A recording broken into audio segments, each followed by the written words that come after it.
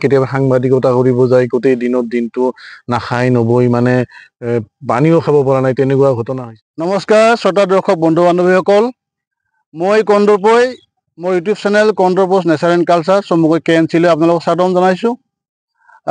বন্ধুসকল, আপোনালোকে দেখিছে আজি এখন মই মুকলি পথাৰত থিয় দি আছোঁ। এয়া মোৰ সাক্ষাৎকাৰ অনুষ্ঠানেই। আমি ইমান দিনে সাক্ষাৎকাৰ অনুষ্ঠান ষ্টুডিঅ'ত কৰিছিলোঁ।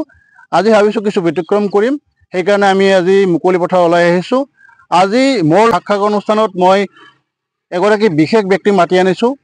তেখেত হৈছে গোৱালপাৰা জিলাৰ কৃষ্ণাইৰ বিশিষ্ট সাংবাদিক শ্ৰীযুত নীলমণি শৰ্মা ডাঙৰীয়া। মই আপোনাক মোৰ অনুষ্ঠানত স্বাগতম জনাইছোঁ। নমস্কাৰ, আপোনাৰ ইউটিউব চেনেলৰ এই অনুষ্ঠানত আমন্ত্ৰণ জনোৱাৰ কাৰণে ধন্যবাদ জ্ঞাপন কৰিছোঁ আৰু আজি এই অনুষ্ঠানত কিছু সময় অতিবাহিত কৰিম বুলি মই ভাবিছোঁ। ধন্যবাদ ডাঙৰীয়া। আপুনি নিশ্চয় জ্ঞাত যে মোৰ এই অনুষ্ঠানত মই যিসকল ব্যক্তিক আমন্ত্ৰণ কৰি আনো তেখেতসকলক মই প্ৰথমতে তেখেতসকলক পৰিচয়টো দিবলৈ আহ্বান জনাওঁ আৰু তেওঁলোকৰ মুখেৰে মই পৰিচয়টো ৰাইজক জনাওঁ। ময়ো আপোনাক অনুৰোধ জনাইছোঁ আপোনাৰ নিজৰ পৰিচয়টো ৰাইজক নিশ্চয় জনাব। নমস্কাৰ, মই নীলমণি শৰ্মা। মই NKTV সাংবাদিক আৰু ইয়াৰ উপৰিও মই দুখনকৈ বাতৰি কাকত দৈনিক অসম আৰু আমাৰ অসমত সংবাদ সেৱা কৰি আহিছোঁ আৰু মোৰ ঘৰ কৃষ্ণাই ভেলাখামাৰ গাঁৱত। এইখিনিয়ে মোৰ পৰিচয়। শৰ্মা ডাঙৰীয়া, ঠিকে আছে, আপুনি পৰিচয়টো দিছে, কিন্তু মই বিচাৰিছিলোঁ আপোনাৰ ঘৰুৱা পৰিচয়টো। আপোনাৰ ঘৰত কোন কোন আছে সেইখিনি কথা যদি আমাক জনাই ভাল লাগিব। হয়, মোৰ ঘৰত মোৰ পত্নী, মোৰ পুত্ৰ আৰু মা আছে, তাৰ উপৰিও দুগৰাকী ভাতৃ। আমি শৰ্মা ডাঙৰীয়াৰ পৰিচয় আমি সকলোৱে জ্ঞাত হ'লোঁ। শৰ্মা ডাঙৰীয়া, আমি যিটো সাক্ষাৎকাৰ অনুষ্ঠানত আজি আমি মুখামুখি হৈছোঁ তাত আচলতে আমাৰ বিশেষ তেনেকুৱা কোনো জটিল আমাৰ প্ৰশ্ন উত্তৰ সিতাত নাথাকে। আমি মাত্ৰ আপোনাৰ বিষয়ে আমাৰ শ্ৰোতা ৰাইজক বন্ধু বান্ধৱীসকলক জনাবৰ কাৰণে আমি চেষ্টা কৰিম।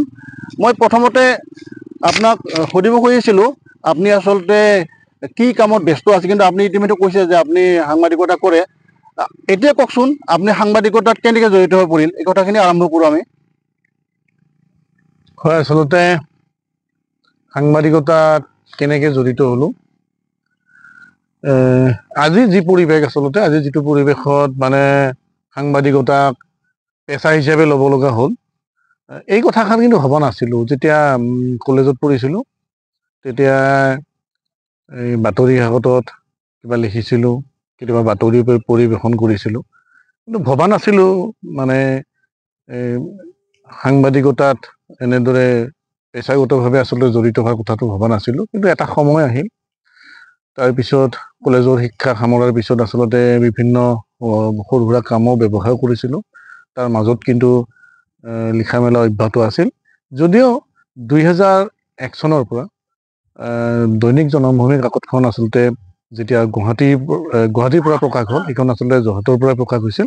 যেতিয়া গুৱাহাটীৰ পৰা প্ৰকাশ হৈছিল 2001 চনত, আৰু সেই সময়ৰ পৰা আচলতে দৈনিক জনমভূমি কাকতখনত তেতিয়াৰ পৰা আচলতে নিয়মীয়াকৈ লিখিবলৈ আৰম্ভ কৰিলোঁ। আৰু তেনেকৈ আচলতে মোৰ সাংবাদিকতাত মানে মই জড়িত হৈ পৰিলোঁ দৈনিক জনমভূমি কাকতৰ পৰা। তাৰপিছত আৰু কেইবাখন কাকতত লিখিছিলোঁ। আৰু শেহতীয়াকৈ 2008 বা 2009 চন মানত হ'ব, তেতিয়া DY365 নামৰ যিটো ছেটেলাইট চেনেলে হৈছিল, আত্মপ্ৰকাশ কৰিছিল, সেইখিনি সময়ৰ পৰা কিন্তু মই 2021লৈকে মই 20লৈকে মই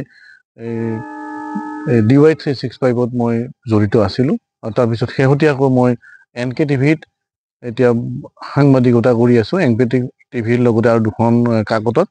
এনেদৰে আচলতে সংবাদ ক্ষেত্ৰখনত জড়িত হৈ পৰিছিলোঁ। কিন্তু ভবা নাছিলোঁ যে মানে এই প্ৰথমতে নিচা আছিল, আৰু এই নিচা হিচাপে আচলতে এই নিচা লৈয়ে সাংবাদিকতাত প্ৰৱেশ কৰিছিলোঁ। পৰৱৰ্তী সময়ত কিন্তু এই নিচাটো আচলতে পেচাত পৰিণত হ'ল, আৰু এতিয়া এনেদৰে আচলতে সাংবাদিকতা মাজৰে জীৱনটো পাৰ কৰিছোঁ। আৰু কিছুদিনলৈকে হয়তো কৰিম, মন আছে হয়তো আৰু 4-5 বছৰ বা 7 বছৰ সক্ৰিয় সাংবাদিকতাত থাকিম বুলি ভাবিছোঁ। ঠিকে আছে শৰ্মা ডাঙৰীয়া, আমি আপোনাৰ সাংবাদিকতা জীৱনৰ যিখিনি আৰম্ভণি এতিয়ালৈকে আমি জানিলোঁ, কিন্তু এইখিনি মোৰ মনত এটা প্ৰশ্ন জাগি উঠিছে। আচলতে সাংবাদিকতা আপুনি কৈছে প্ৰথম নিচা, পিছত পেচা, কিন্তু কথা হ'ল এই মুহূৰ্তত আজি যি মুদ্ৰাস্ফীতিৰ যুগ, এই মুহূৰ্তত সাংবাদিকতা কৰি এটা পৰিয়াল পোহপাল দিয়া সম্ভৱ হয়নে, আপুনি কি ভাবে? নাই আজি আজি যিটো সাংবাদিকতা কৰিছো আমি আচলতে মফচলীয়া সাংবাদিক। আমি বিভিন্ন আমাৰ এনেকুৱা গ্ৰাম্য অঞ্চলৰ বা বিভিন্ন ভিতৰুৱা অঞ্চলৰ সংবাদ আমি আচলতে এই যোগান ধৰো কাকত বা টেলিভিশ্যনতে হওক।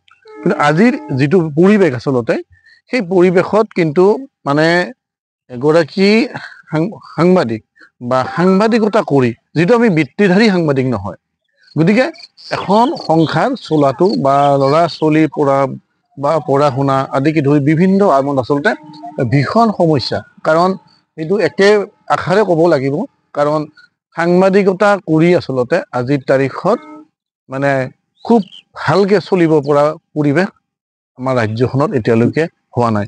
কাৰণ আমি দেখিছো যে কাকতসমূহত আমি যি মানে কাম কৰোঁ তাৰ কাৰণে যি মাননি দিয়ে বা আন চেনেলসমূহতো যি মাননি দিয়ে, সেই মাননি কিন্তু এখন সংসাৰ চলাব পৰাকে নহয়। শৰ্মা ডাঙৰীয়া, মোৰ এইখিনিতে এটা প্ৰশ্ন জাগি উঠিছে। কথা হৈছে আপুনি যিখিনি মাননি পায় তাৰ দ্বাৰা এখন সংসাৰ চলোৱা জটিল বুলি আপুনি কৈছে। তেনেহ'লে আমাৰ যিখিনি ল'ৰা ছোৱালী উদীয়মান যুৱক যুৱতী সাংবাদিকত আহিব খোজে, তেওঁলোকে কি কৰিব? তেওঁলোকে আহিবনে? কি ভাবে আপুনি? সেইটো এটা আচলতে এটা গুৰুত্বপূৰ্ণ প্ৰশ্ন আৰু যথেষ্ট জটিল কথা এটা। কাৰণ আমি এখন সংসাৰ চলাই আছো, তাকো সাংবাদিকতা কৰি। অথচ আমি কৈ আছো যে মানে সাংবাদিকতা কৰি এটা পৰিয়াল চলাব পৰা বা নিজে ভালদৰে চলিব পৰা সেই পৰিৱেশটো কিন্তু এতিয়াও ৰাজ্যখনত কৰি উঠা নাই। আৰু তাৰ পিছতো তাৰ প্ৰশ্নটো হ'ল যে নতুন প্ৰজন্ম আচলতে কেনেকে আহিব।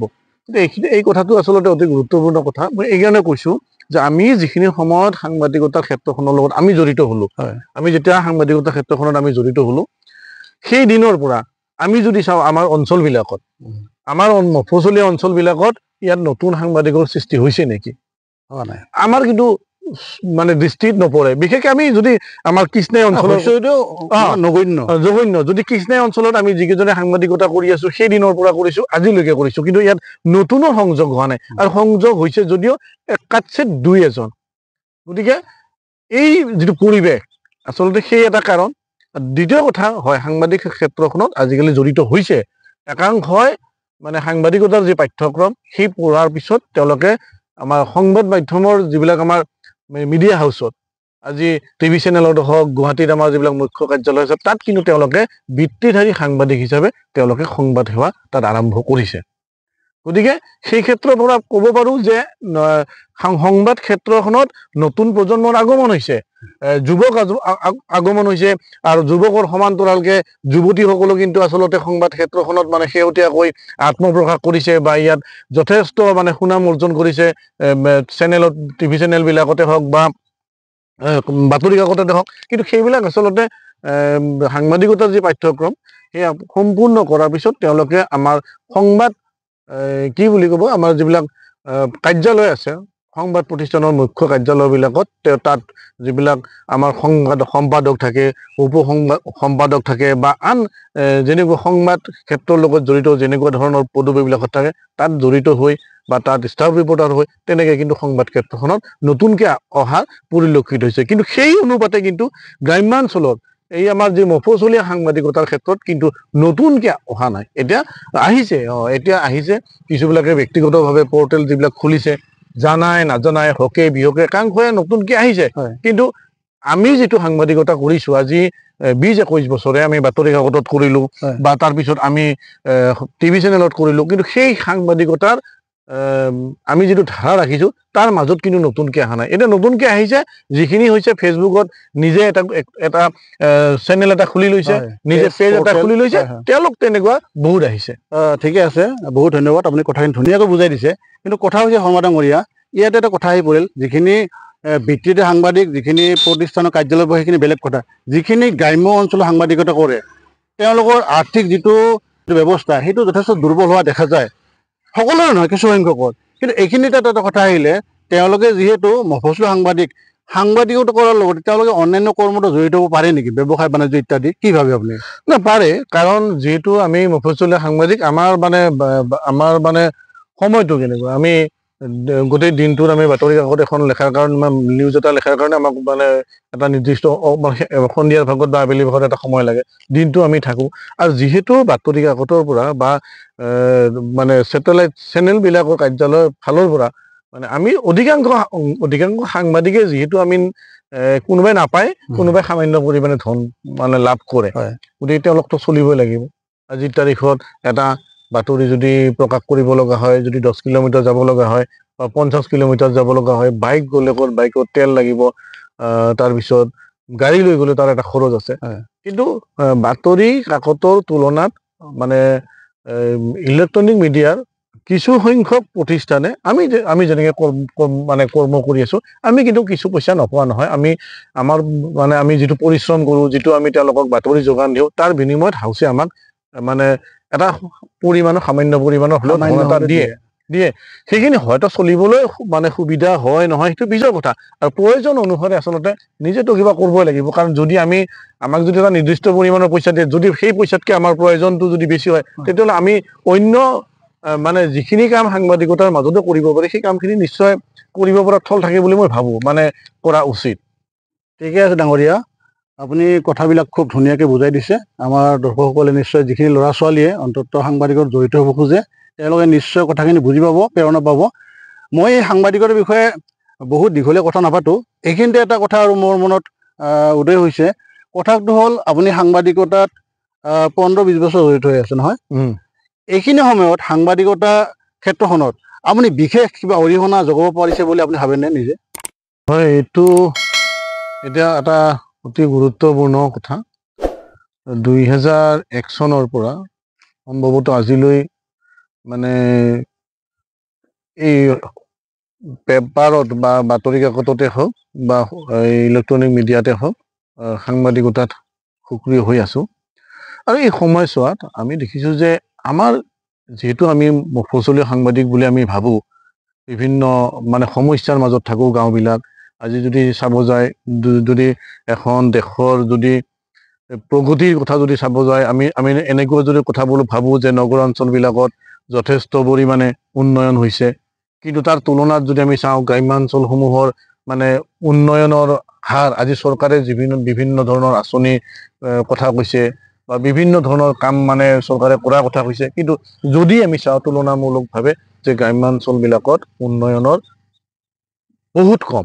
এতিয়াও বহুত অঞ্চল আছে য'ত মানে বাট পদূলি নাই ৰাস্তা ঘাট নাই য'ত বিজুলী যোগান নাই য'ত খোৱা পানীৰ সমস্যা আছে এনেকুৱা বহুত গাঁও আছে আমি সেই গাঁওবিলাকক মানে বিগত সময়ছোৱাত আমি সেই গাঁওবিলাকৰ সমস্যাসমূহ আচলতে আমি বাতৰি কাকত যোগে হওক বা আমি আমাৰ টিভিৰ মাধ্যমেৰে হওক আমি সেই কথাখিনি আমি আমাৰ দেশৰ আমাৰ ৰাজ্যৰ যিসকল আচলতে গুৰি ধৰোঁতা যিবিলাকে আমাৰ দেশ চলাই আছে যিসকলে আমাৰ ৰাজ্য চলাই আছে সেই লোকসকলক আমি মানে তেওঁলোকক আমি অৱগত কৰাব বিচাৰিছোঁ যে আচলতে উন্নয়ন যদি দেশ এখনৰ উন্নয়ন হ'ব লাগে দেশ এখনত যদি প্ৰগতি হ'ব লাগে তেতিয়াহ'লে কিন্তু গ্ৰাম্যাঞ্চলৰ পৰাই তৃণমূলৰ পৰাই এই উন্নয়নৰ ব্যৱস্থাটো হ'ব লাগিব আৰু তৃণমূলৰ পৰা যদি এই উন্নয়নটো ব্যৱস্থাটো হয় তেতিয়াহ'লে দেশ এখন টনকিয়াল হ'ব আৰ্থিকভাৱে হওক সামাজিকভাৱে হওক ৰাজনৈতিকভাৱে হওক সকলো ক্ষেত্ৰত কিন্তু যথেষ্ট গুৰুত্বপূৰ্ণ আৰু সেইকাৰণে আমি যিহেতু আমাৰ অঞ্চল আমি গ্ৰাম্যাঞ্চলত থাকোঁ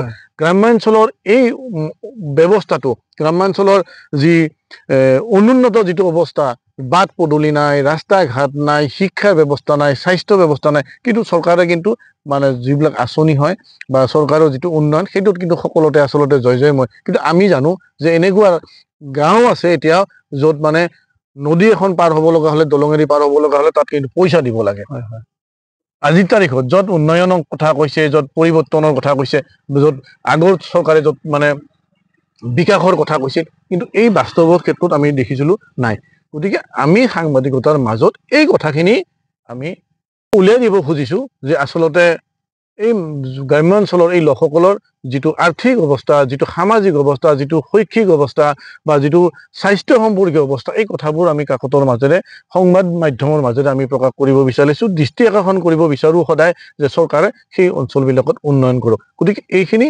আমি কৰিছোঁ আগন্তুক দিনত কৰিম আৰু আমি কিছু পৰিমাণে আমি যে সফল নোহোৱা নহয় সেইটো কথাও নহয়, আমি বিভিন্ন অঞ্চলত আমাৰ বাতৰিৰ প্ৰভাৱ পৰিছে, কাম হৈছে, ভাল পৰিৱেশ আহিছে, তেনেকুৱা ঘটনা হৈছে। ঠিকে আছে ডাঙৰীয়া। আৰু দুটামান কথা মই জানিম, আপুনি নিজে এজন বিশিষ্ট সাংবাদিকতাৰ লগত জড়িত থকা এগৰাকী ব্যক্তি। আপোনাৰ দৃষ্টিত, আপোনাৰ জীৱনত সাংবাদিকতাত বিশেষ এনেকুৱা কিবা ঘটনা আছে নেকি, যিটো ঘটনা এতিয়াও আপোনাৰ মনত সদায় খেলি থাকে যে এই ঘটনা কিয় হ'ল? ভাল লগা হ'ব পাৰে, বেয়া হ'ব পাৰে, তেনেকুৱা কিবা স্মৃতি আছে নেকি, যিখিনি কথা শুনি আমাৰ দৰ্শক নাইবা বন্ধু বান্ধৱী হল পাব? হয়, আচলতে এই অলপ আগতে যদি আপুনি যিটো কৈছে বিশিষ্ট সাংবাদিক, আচলতে এই বিশিষ্ট সাংবাদিক বুলি ক'লে আচলতে মোৰ কিবা অলপ ভাল নালাগে, কাৰণ সেই পৰ্যায়ত নিজকে এতিয়াও মানে বিচৰা নাই, পোৱাও নাই। যিয়ে নহওক চালুকীয়া অৱস্থাতে থকা বুলি সদায় ভাবো যে সাংবাদিকতা কৰি আহিছো। এই যি সুদীৰ্ঘ যি সাংবাদিকতা কৰিলো আজি প্ৰায় 21 বছৰ, ইয়াত যথেষ্ট অভিজ্ঞতা নাথাকা নহয়। তিতা কেঁহা, ভাল বেয়া সকলো মনত নাই।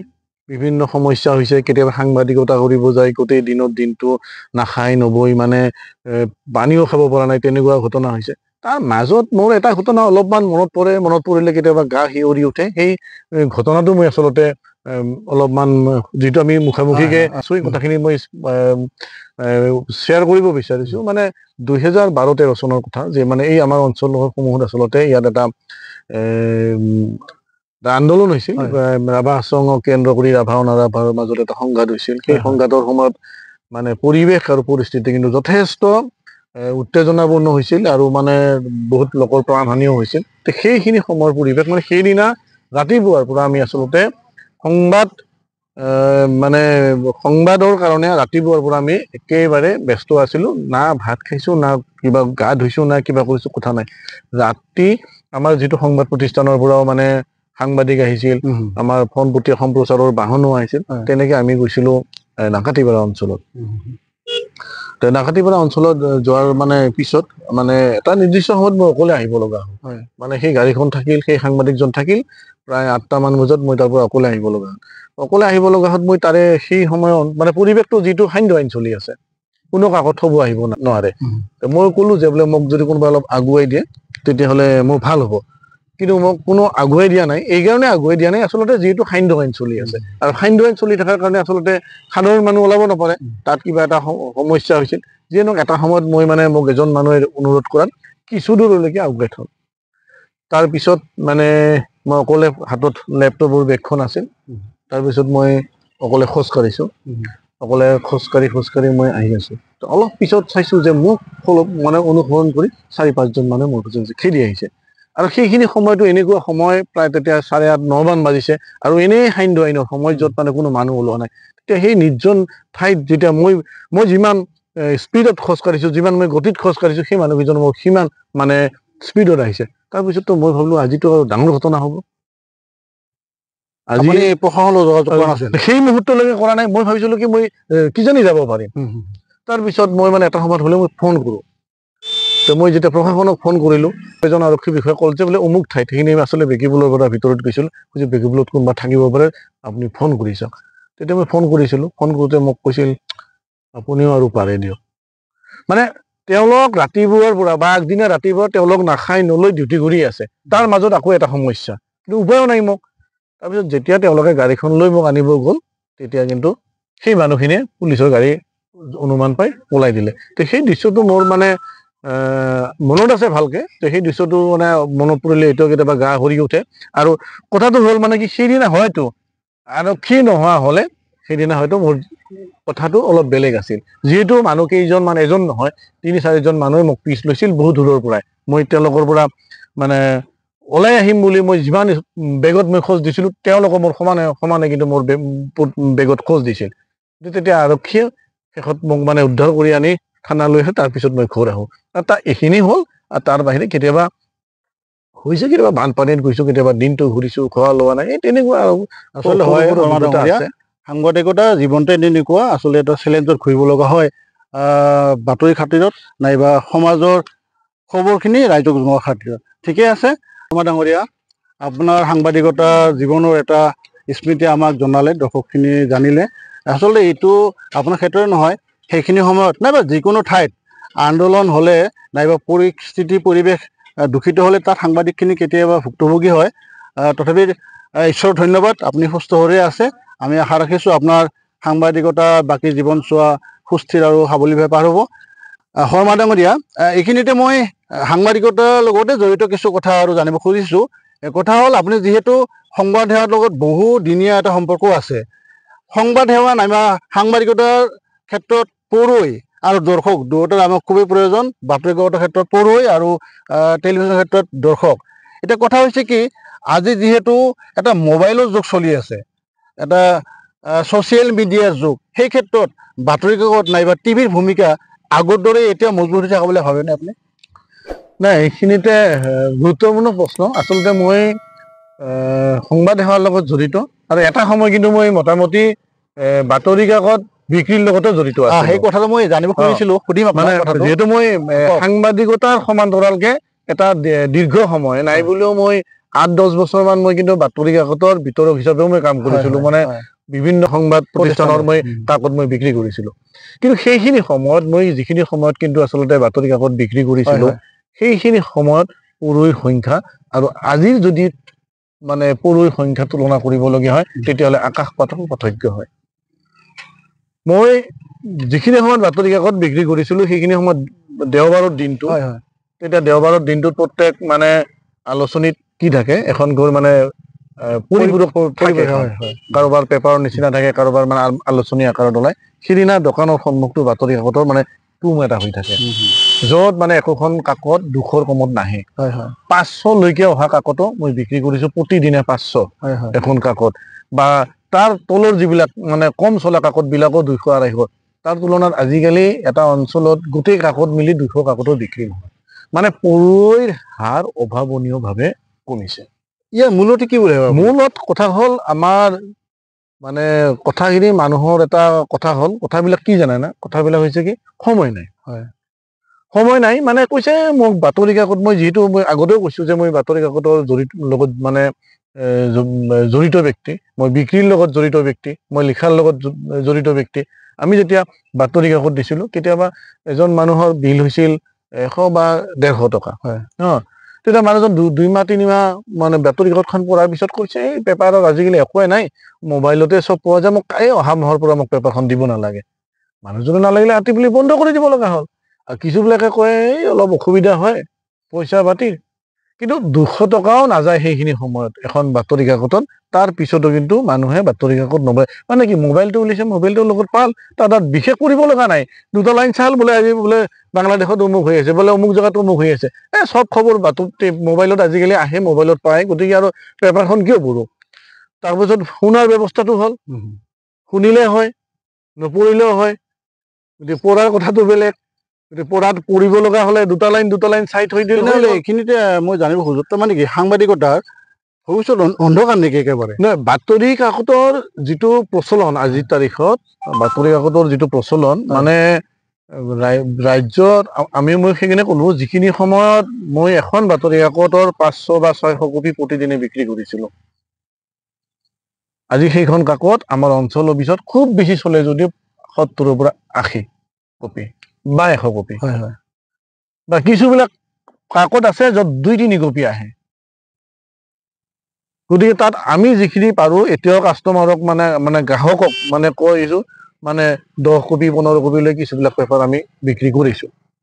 গতিকে কথাটো হ'ল কি জানে, আমি যেতিয়া সৰু আছিলোঁ, আমি এটা পৰিৱেশ পাইছিলোঁ। পৰিৱেশ মানে কি, আমাৰ পিতাই পেপাৰ পঢ়িছিল, আৰু খুব সম্ভৱ আমাৰ গাঁৱত মানে সেই প্ৰথমখন পেপাৰ কিজানি আমাৰ ঘৰতে আছিল। যে স্কুলৰ পৰা আহিলে দৈনিক অসমখন লৈ আহে, আমাৰ এটা নিচা আছিলে পঢ়াৰ। আনকি আমি যেতিয়া স্কুল ছুটিৰ পিছত কেতিয়াবা কৃষ্ণাত গৈছিলোঁ, আমি পেপাৰখন আনাৰ কাৰণে গৈছিলোঁ। তেতিয়া বাছত পেপাৰ আহে, আবেলি আহি পায়। আবেলি আহি পালে সেই বাছৰ পৰা পেপাৰ নামাই নিজৰ পেপাৰখন লৈ আহিছিলোঁ। লগত আমি মুকুতাই হওক, মৌচাকে হওক, মানে চান্দমামাই হওক, এনেকুৱা ধৰণৰ আলোচনীবিলাক আমি পঢ়িছিলোঁ। আমাৰ এটা কি আছিল, আমাক ঘৰৰ পৰাও কোৱা হৈছিল, মোৰ পিতাও কৈছিল যে বোলে নহয়, এইবিলাক পঢ়িব লাগে। বা এতিয়া পেপাৰখন নপঢ়িলেও পেপাৰৰ হেডলাইনখিনি চাব লাগে। পঢ়াৰ নিচাটো আছিল, আৰু আমাক জ্যেষ্ঠখিনিয়ে আচলতে পঢ়াৰ কাৰণে এটা অনুপ্ৰেৰণা যোগাইছিল যে বাতৰি কাকত পঢ়িব লাগে, আলোচনী পঢ়িব লাগে, মেগাজিন পঢ়িব লাগে, এইকেইটা পঢ়িব লাগে। তাত মানে শিকিব পৰা কিছু কথা থাকে। মানে জ্ঞানৰ হয় বৃদ্ধি শৰ্মা হয়। ডাঙৰীয়া, মই আচলতে প্ৰশ্ন কৰিছিলোঁ যে আমাৰ বাতৰি কাকত নাইবা সাংবাদিকতাৰ যিটো ধাৰা সেইটো ভৱিষ্যত অন্ধকাৰ নেকি? এই হ'ব নেকি, আজিকালি ছেটেলাইট চেনেলবিলাকো পৰ্টেল কৰি আছে, হয় হয় ৱেব পৰ্টেল কৰি আছে। কোনোবা এটা নতুন ছেটেলাইট চেনেল হৈছে, তাৰ এটা ৱেব পেজ আছে, ৱেব পেজটোত চায় মানুহে। মানে টিভিটো চোৱা কমছে, টিভিও তেনেকৈ কম চায়। টিভি নাচাই মানে ৱেব সমান্তৰালভাৱে কিছুবিলাক চেনেল বন্ধ হৈ গৈছে, তেওঁলোকে ৱেব পেজটো চলাই আছে, সহজে মানুহে চাব পাৰে। ফেচবুকটো খোলাৰ লগে লগে আহে। আৰু তেনেকৈ কিন্তু বাতৰি কাকতৰ মানে যিবিলাক প্ৰচলনৰ লগত জড়িত থকা মানুহ, সেই মানুহবিলাককো লগ পাওঁ। তেওঁলোকেও কয় বোধহয় মোৰ লগত যিহেতু আগতে চিনাকি বহুত আছে, এতিয়াও কেতিয়াবা তেওঁলোক আহিলে, এইটো চাইডত আহিলে লগ পাওঁ বোলে, ছমাহ এটা সময়ত বন্ধই হ'ব নেকি পেপাৰ চেপাৰবিলাক। হয় কাৰণ ডাঙৰীয়া, যিটো দ্ৰুতিৰ গতিত কমিছে, হয় হয় বাঢ়াৰ কাৰণে আমি কিন্তু ব্যক্তিগতভাৱেও বহুত চেষ্টা কৰিছোঁ বিভিন্ন অনুষ্ঠানৰ লগত জড়িত হৈ। ঠিকে আছে ডাঙৰীয়া। কথাটো হ'ল যিটো ধাৰা চলি আছে, মোবাইল মেনিয়া, যিটো মোবাইলৰ প্ৰতি মানুহ আসক্তি, মোবাইলতে সকলোখিনি পায়, পৃথিৱীখন হাতৰ মুঠিত। গতিকে বাতৰি কাকত নাইবা টেলিভিশ্যন, এই বিষয়টো আচলতে সঁচাই এটা চিন্তনীয় বিষয় হৈ থাকিব। শৰ্মা ডাঙৰীয়া ধন্যবাদ। আমি যিহেতু সাংবাদিকতাৰ কথাই পাতি আহিছিলোঁ, সাংবাদিকতাত বঁটা বাহনৰ প্ৰয়োজন আছেনে নাজানো, কিন্তু আপুনি কিবা বঁটা পাইছেনে সাংবাদিকৰ ক্ষেত্ৰত? সেইটো আচলতে হয়, কেতিয়াবা সাংবাদিকতাৰ এই ক্ষেত্ৰখনত তেতিয়া স্বীকৃতি পালে ভাল লাগে চবকে। আমি এটা অনুষ্ঠানৰ লগত জড়িত আছোঁ, সাংবাদিক কৰ্ম পৰিষদ বুলি, গোৱালপাৰা জিলা সমিতি। এই জিলা সমিতিয়ে পূৰ্বৰ পৰাই মানে আমাৰ আগিয়াৰে এগৰাকী সাংবাদিক ইন্দ্ৰমোহন হাকাচামৰ স্মৃতিত বঁটা এটা দি আছিল, সংবাদ ইন্দ্ৰ গ্ৰাম্য বঁটা। এই বঁটাটি অৱশেষত 2023 বৰ্ষৰ যিটো বঁটা, সেই বঁটাটো মোক দিছিলে। এনেই বঁটা পোৱাৰ পিছত আপোনাৰ মনৰ প্ৰতিক্ৰিয়া কেনেকুৱা আছিলে? নাই, এইটো এটা যেতিয়া স্বীকৃতি, এই য'ৰ পৰাই নহওক, ঘৰৰ পৰাই হওক, বাহিৰৰ পৰাই হওক, এটা স্বীকৃতি যেতিয়া আহে, স্বাভাৱিকতে ভাল লাগে। যিহেতু আমি দীৰ্ঘদিন ধৰি সংবাদ সেৱাৰ লগত জড়িত, আৰু এই সক্ৰিয় সংবাদ সেৱাত আমি জড়িত। গতিকে যদি তাৰ মাজত কোনোবাই যদি মন্তব্য এটা আহে ভাল, বা পৰিৱেশনৰ বাবে, ভাল বাতৰি এটা পৰিৱেশন কৰাৰ বাবে, ভাল বাতৰি এটা লিখাৰ বাবে, তেনেকুৱা ভাল মন্তব্যবিলাকে উৎসাহিত কৰে। আৰু যদি তেনেকুৱা কিবা বঁটা বাহনৰ কথাটো আহে, স্বাভাৱিকতে মনটোত উৎসাহ জাগে। মানে আকৌ দুগুণ উৎসাহেৰে কাম কৰাৰ এটা প্ৰেৰণা পোৱা যায়। তেনেকুৱা লাগিছিল, যিহেতু সাংবাদিক কৰ্ম পৰিষদে মোক সেইখিনি সন্মানৰ যোগ্য বুলি ভাবিছিল। মই নিজেও হয়তো মই কৈছিলোঁ যে মই আচলতে এই বঁটা বাহনৰ কথাটোত মোৰ কোনোদিন চিন্তা ভাৱনাও কৰা নাই। গতিকে তেওঁলোকে যদি মোক যোগ্য বুলি বিবেচিত কৰিছিল, সেইকাৰণে মোক ভাল লাগিছে, এইখিনি আৰু। ঠিকে আছে শৰ্মা ডাঙৰীয়া, আপুনি বঁটা পোৱাৰ বহুদিন হ'ল যদিও আমি এইখিনিতে আপোনাক ধন্যবাদ জ্ঞাপন কৰিছোঁ, শুভেচ্ছা দিছোঁ, আৰু আগলৈ আপোনাৰ সাংবাদিকতা জীৱন উন্নতৰ হওক কামনা কৰিছোঁ। এতিয়া আমি বেলেগ প্ৰসংগলৈ আগবাঢ়িম। কথা হৈছে, আপুনি কথাৰ মাজতে কৈছিলে যে আপুনি ব্যৱসায়ৰ লগত জড়িত আছিলে, বাতৰি কাকত ব্যৱসায় কৰিছিলে। তাৰ বাহিৰে আপুনি কিবা ব্যৱসায়ৰ লগত কিবা বেলেগ হিচাপে জড়িত আছিল নেকি জীৱনত, যে ব্যৱসায় কৰিছিল নেকি কিবা তেনেকুৱা? নাই, এটা সময়ত মই কৰিছিলোঁ, মানে সেই বাতৰি কাকতৰ ব্যৱসায় কৰিছিলোঁ। তাৰপিছত আকৌ এই দোকান এখন আছিলে, কৰিছিলোঁ কিবা ব্যৱসায়। ঠিকে আছে। কথা হৈছে, যিখিনি সাংবাদিক, প্ৰায় সাংবাদিকখিনি আচলতে সাহিত্যৰ লগত জড়িত হয়। আপুনি এজন যিহেতু জ্যেষ্ঠ সাংবাদিক, বিশিষ্ট সাংবাদিক, আপুনি সাংবাদিকতাৰ লগতে সাহিত্য ক্ষেত্ৰতো কিবা জড়িত আছে নেকি? নহয়, আচলতে সাহিত্য ক্ষেত্ৰত জড়িত নাথকা বুলি ক'লে আচলতে ভুল হ'ব, আছোঁ। আৰু মই ভাবোঁ কি, মই অৱশ্যে বাতৰি লিখোঁ, গল্প নিলিখোঁ, কবিতা নিলিখোঁ। কিন্তু কথাখিনি এইটো যে মানে গল্প কবিতা নিলিখিলেও এজন সাহিত্য অনুৰাগী হ'ব পাৰে, হয় নে নহয়? হয়। গতিকে এই সাহিত্যৰ প্ৰতি যিটো অনুৰাগ, সাহিত্যৰ প্ৰতি যিটো ভাল পোৱা, সেইটো আছে মোৰ। মানে কেতিয়াবা সুবিধা পালে আচলতে যে মানে সাহিত্য সম্পৰ্কত আলোচনা কৰা, সাহিত্যৰ লগত অনুষ্ঠান কৰা, বা নতুন প্ৰজন্মৰ যিখিনি লিখা মেলা কৰা ল'ৰা ছোৱালী আছে, সেই ল'ৰা ছোৱালীখিনিক মানে উলিয়াই অনাৰ তেনেকুৱা এটা লোৱাৰ ইচ্ছা হৈছিল। আৰু আমি সম্ভৱতঃ আজিৰ পৰা এটা বছৰ আগত মই আছোঁ, মোৰ আন এগৰাকী সতীৰ্থ আছে উদিত, আৰু মোৰ বন্ধু এজন আছে চন্দন চক্ৰৱৰ্তী, আৰু আমাৰ এজন মানে প্ৰফেচাৰ অধ্যাপক দৌল কুমাৰ মহাবিদ্যালয়ৰ নজৰুল দা, আমি এনেকে লগ লাগি আমি এটা অনুষ্ঠানৰ জন্ম দিছিলোঁ। সুৰভি সাহিত্য গোষ্ঠী। তাৰ আমাৰ- তাৰ আপোনাৰ লক্ষ্য উদ্দেশ্য কি? আমাৰ লক্ষ্য উদ্দেশ্য আছিল, আজিকালি আগৰ নিচিনাতো আৰু আলোচনী নপৰে, হয়। পেপাৰ নপৰে। আমি মাহত যেনেকে মুকুতা, চন্দ্ৰমামা, সঁফুৰা, মইনা এইবিলাক যেনেকে পঢ়িছিলো, বিস্ময়, মায়া, ৰহস্যৰ পৰা, আজিকালিতো আলোচনী সেইবিলাক নাইও, নপৰে। কোনোবাই দুই এটা ফেচবুকত কবিতা লিখি থাকে। তে আমি কৈছো কি যে যিখিনিয়ে সাহিত্যৰ লগত জড়িত হ'ব খোজে বা যিসকলে সাহিত্যৰ প্ৰতি অনুৰাগ আছে, সাহিত্যৰ প্ৰতি ভাল পোৱা আছে, সেই লোকসকলক আমি একত্ৰিত কৰি এখন মঞ্চত আৰু আমি একত্ৰিত কৰি সাহিত্য চৰ্চাৰ এটা পৰিৱেশ গঢ়ি তুলিব খুজিছিলো। আৰু আমি মানে কিমান দূৰ সফল হৈছো নাজানো, কিমান দূৰ আমি সফল হলো সেই বিষয়টোত আমি ক'ব নোৱাৰিম, কিন্তু আমি প্ৰচেষ্টা ৰাখিছো।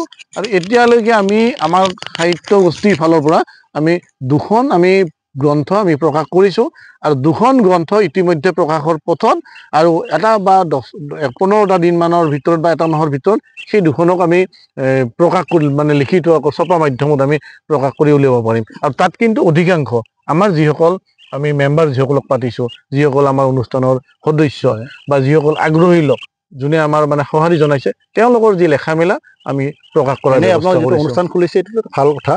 কথা হৈছে তাত সদস্য ভুক্ত হ'বৰ কাৰণে কেনেকে আগবাঢ়িব যদি কোনোবা ইচ্ছা কৰে? তাতে আমাৰ সদস্য ভুক্ত হোৱাৰ মানে ৰাস্তাটো আমি সহজে ৰাখিছো। আমি মাত্ৰ 10 টকাৰ মানে সুৰভি সাহিত্য গোষ্ঠীৰ কোনোবা যদি ব্যক্তিয়ে, কোনোবা যদি লোকে বা কোনোবা যদি ল'ৰা ছোৱালী, ছাত্ৰ ছাত্ৰী যদি সুৰভি সাহিত্য গোষ্ঠীৰ যদি সদস্য হ'ব বিচাৰে, তেতিয়াহ'লে তেওঁ আমাক 10 টকা মাত্ৰ সদস্য ভৰ্তি মাচুল দিব লাগিব।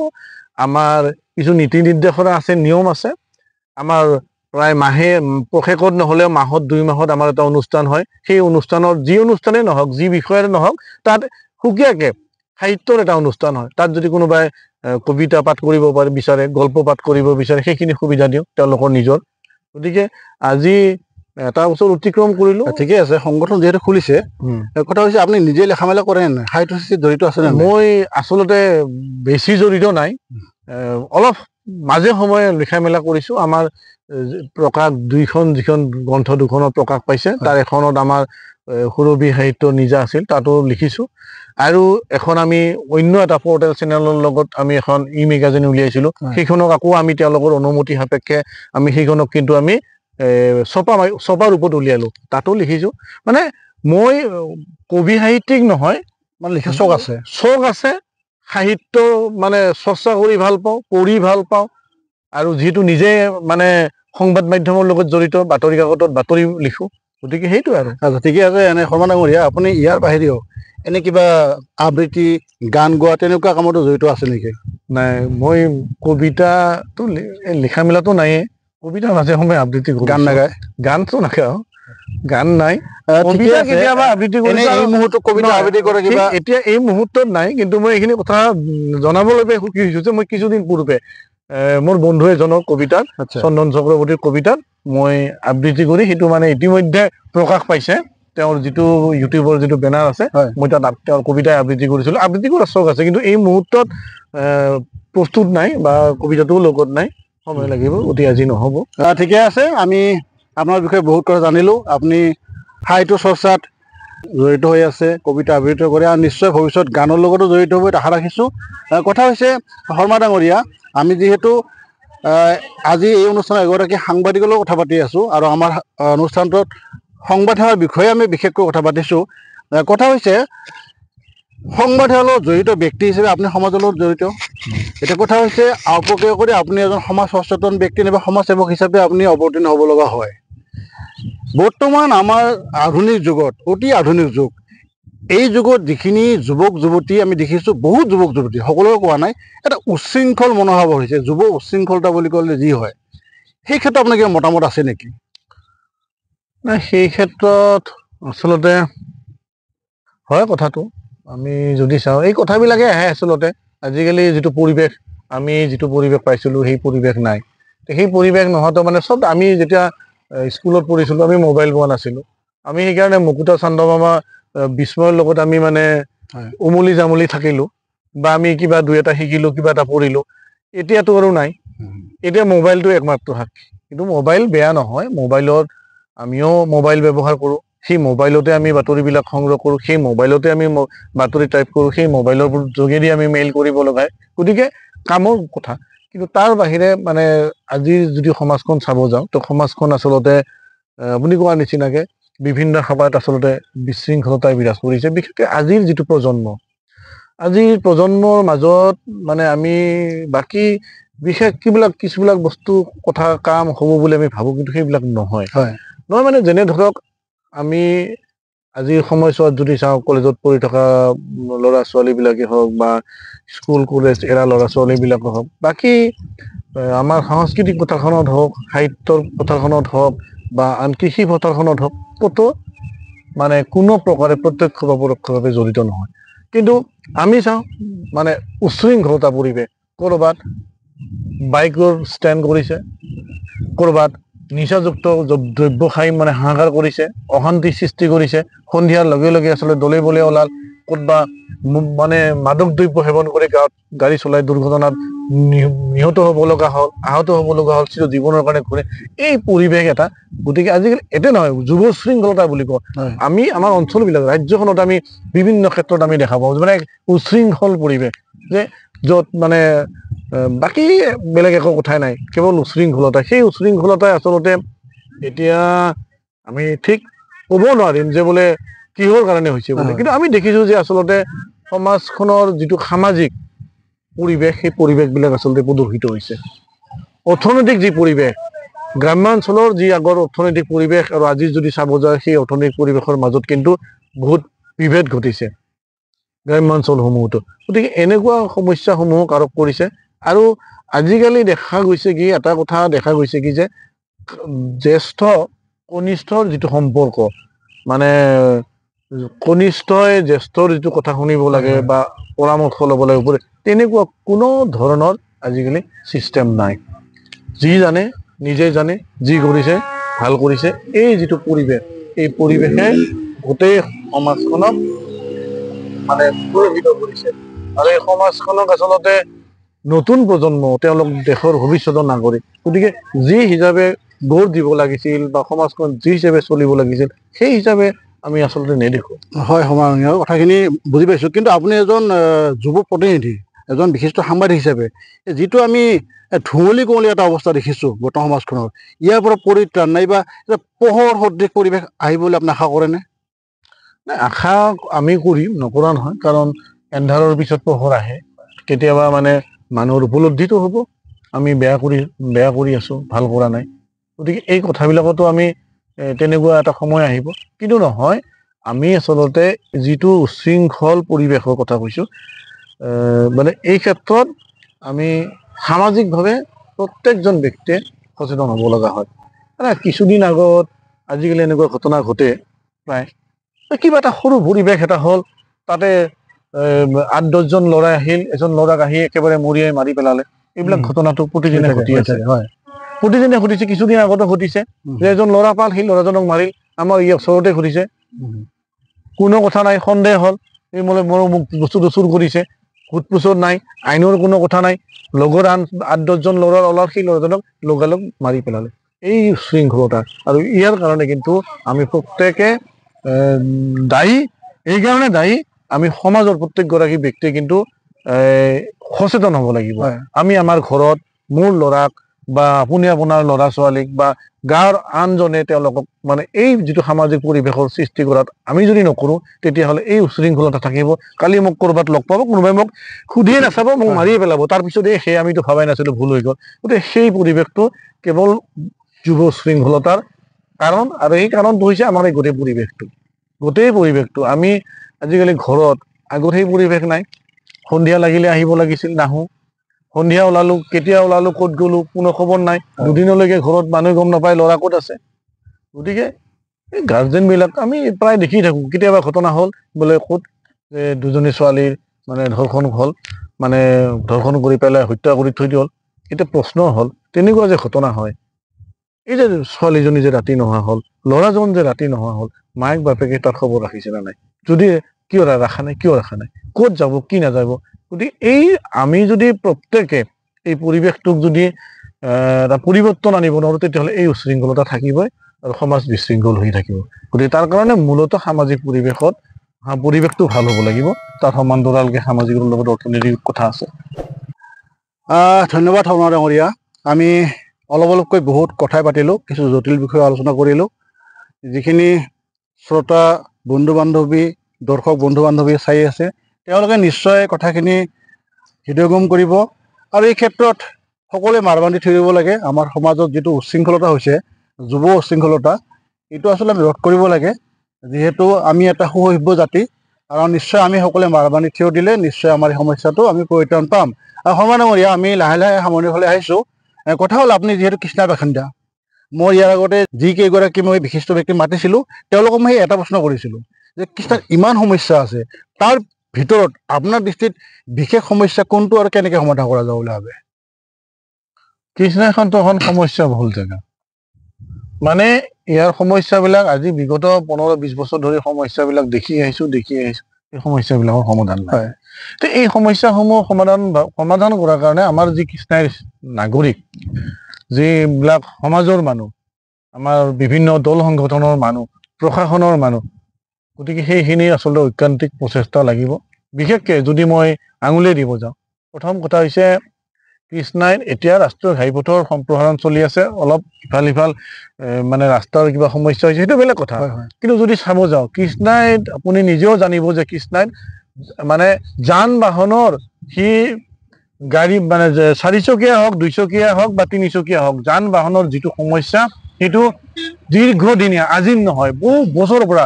কৃষ্ণাইত আমি এটা বস্তু দেখিছোঁ কি, যদি বাহিৰৰ মানুহ আহিব লগা হয়, কেতিয়াবা আহি কয়, ঐ ইয়াত দেখোন কিবা ৰাইট চাইড লেফট চাইড কোনো কথাই নাই দেখোন, ট্ৰেফিক ৰুলটো নামানে। কোনো যিটো যান বাহনৰ যিটো আইন, এজন মানুহে বাইকখন ক'ত ৰাখিব লাগে, দোকানৰ সন্মুখত কেনেকে ৰাখিব লাগে, সেই কথাখিনি সেই মানুহজনে জানে, হয়তো নকৰে, নাজানে, হয়তো তেনেকে কৰে, বা তেওঁক কোনো আঙুলি দিয়া নাই। যদি কোনোবা আঙুলিয়াই দিয়ে, তেতিয়াহ'লে আকৌ তেওঁকে ক'ব। এইটো মই নিজেও বহুত ভুক্তভোগী। মানে মূল সমস্যাটো এতিয়া, যেতিয়া এজন বাহিৰৰ পৰা মানুহ আহিব, তেওঁ ট্ৰেফিক নিয়ম মতে, তেওঁ যান বাহন আইন মতে তেওঁ গাড়ী চলাব। গাড়ী চলাই যেতিয়া তেওঁ সমস্যাৰ সন্মুখীন হ'ব যে মানে তেওঁ বিপদত পৰি গ'ল, তেওঁৰ সন্মুখত কোনোবা মানে নাহিব লগাকে এখন গাড়ী আহিল, তেওঁক ক'লে ইফালে কি হৈছে, তেওঁ ওলোটাই আৰু মানে সেইজন মানুহক অলপ দুটা কথা কৈ অপমান কৰিল। গতিকে এই সমস্যাবিলাকে, এইটো কৃষ্ণাইত মই ভাবোঁ কি এটা ডাঙৰ সমস্যা। তাৰ বাহিৰে এজাক বৰষুণ দিয়াৰ লগে লগে কৃষ্ণাইখন জলমগ্ন হয়। ইয়াৰ কাৰণটো হ'ল, যিবিলাক নলা আছিল, সেই নলাবিলাক বন্ধ বা কিছু অৰ্ধনিৰ্মিত হৈ আছে, ক'ৰবাত নলাই নাই। গতিকে এই যদি ব্যৱস্থাটো নকৰে, যদি সমস্যা যান জঁট নাথাকে, তেতিয়াহ'লে সকলোৰে সুবিধা, ছাত্ৰ ছাত্ৰী বা স্কুল কলেজত যিখিনি অহা যোৱা কৰে, গোটেইখিনিৰে সুবিধা হয়। ধন্যবাদ শৰ্মা ডাঙৰীয়া। আমি আৰু অনুষ্ঠানটো বেছি দীঘলীয়া নকৰোঁ, কথা পাতিলে পাৰ্থক্য মন যায়, আপুনি কথা ক'ব জনা মানুহ। যি হওক, মই আপোনাক ধন্যবাদ জ্ঞাপন কৰিছোঁ। আপুনি এজন সাংবাদিক হয়, আৰু ইমান ব্যস্ততাৰ মাজত যে মোক সময় দিলে, তাৰ কাৰণে ধন্যবাদ জনাইছোঁ। আৰু শ্ৰোতা দৰ্শক বন্ধু বান্ধৱীসকল, মই আপোনালোকক ধন্যবাদ জনাইছোঁ, ইমান সময় ধৈৰ্য ধৰি আমাৰ অনুষ্ঠান উপভোগ কৰিলে। মই এটাই অনুৰোধ জনাম, যিসকল বন্ধু বান্ধৱী এতিয়ালৈকে মোৰ চেনেলটো ছাবস্ক্ৰাইব কৰা নাই, তেওঁলোকে ছাবস্ক্ৰাইব কৰক, লাইক কৰক, শ্বেয়াৰ কৰক, আৰু অনুষ্ঠানৰ যিখিনি মতামত তেওঁলোকে কমেণ্ট আকাৰে তেওঁলোকে প্ৰকাশ কৰক। ধন্যবাদ শৰ্মা ডাঙৰীয়া, আপোনালোকক ধন্যবাদ জনাইছোঁ। ধন্যবাদ জনাইছোঁ। যিহেতু কিছু সময় মই অতিবাহিত কৰিলোঁ, কিমান দূৰ কি ক'লোঁ নাজানো, ইয়াত কিছু ভুল ত্ৰুটি থাকি যাব পাৰে। ময়ো পুনৰবাৰ অনুৰোধ জনাইছোঁ, কন্দৰ্প কুমাৰ দেৱনাথৰ যিটো চেনেল, সেইটো চাব, ছাবস্ক্ৰাইব কৰিব। এইখিনিকে কৈ মই বিদায় মাগিছোঁ আজি অনুষ্ঠানৰ পৰা।